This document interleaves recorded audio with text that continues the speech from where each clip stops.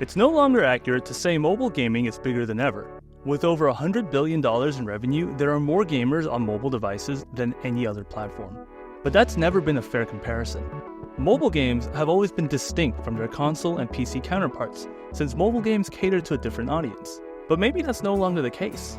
At a recent showcase for games coming to Apple devices, I got a peek at what looks to be the next evolution in gaming on mobile, bringing console and PC games straight to your iPhone and iPads. Alongside new Apple Arcade exclusives, developers like Ubisoft, Capcom, and EA were in attendance to show off console-level experiences running on the latest Apple machines, ranging from iPhones and iPads to MacBooks.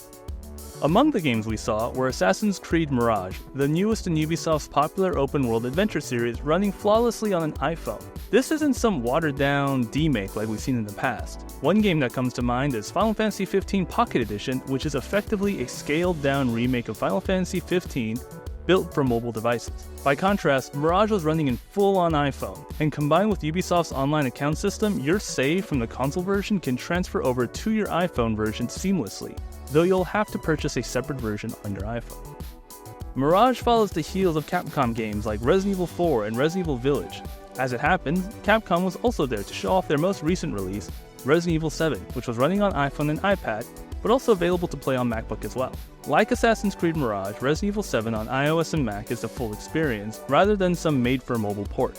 Between these two games and titles already on iOS and Mac, like Death Stranding, it appears that the next device to run console-quality games is already in your pocket. As far as performance goes, I didn't notice anything particularly egregious. There were a few frame rate dips when I played Assassin's Creed Mirage, but overall these games ran silky smooth. Graphically, these games also impressed. While I wasn't able to drill down on a proper pixel count, the smaller iPhone screens means whatever loss in detail is covered up by the smaller screen real estate. But even then, games like Resident Evil 7 in particular look mighty impressive.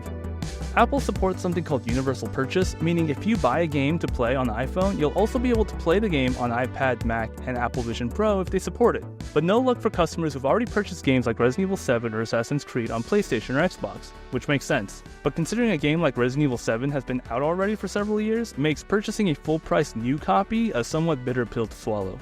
There's also the matter of playing these games. During my experience with the fully ported console games, a controller like a backbone is almost mandatory.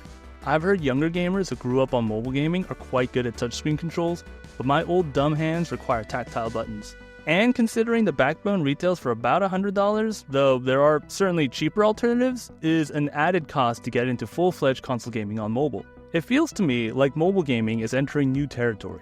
For the longest time, mobile games were smaller affairs, designed to distract you on your commute while finding ways to charge you a few dollars here and there and generating massive profit doing so, culminating in world-dominating hits like Pokemon Go. A new era began with the rise of console-light experiences like Genshin Impact, which combined console-quality visuals and gameplay with the gacha mechanics that define mobile gaming.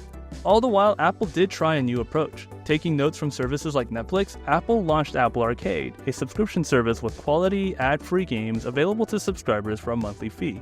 This service is home to several popular indie games, as well as huge hits like Hello Kitty Island Adventure.